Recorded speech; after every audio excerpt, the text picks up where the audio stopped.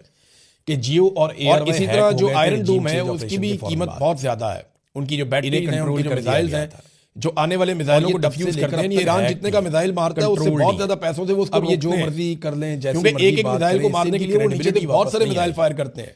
ये अपनी तो क्रेडिबिलिटी ये लड़ाई सस्ती भी नहीं है, बहुत महंगी पड़ रही है इस वक्त लड़ाई अमेरिका को और इसराइल को। देखिए इससे पहले अमेरिका ने जो लड़ाइयां लड़ी है माजी में, कभी बात उसमें अमेरिका ने मारा हो गया, जो इन्हें रोका नहीं है, क्योंकि अमेरिका के ऊपर इस तरह अटैक नहीं हुआ उनकी बेसिस पे, उनकी चीजों पे।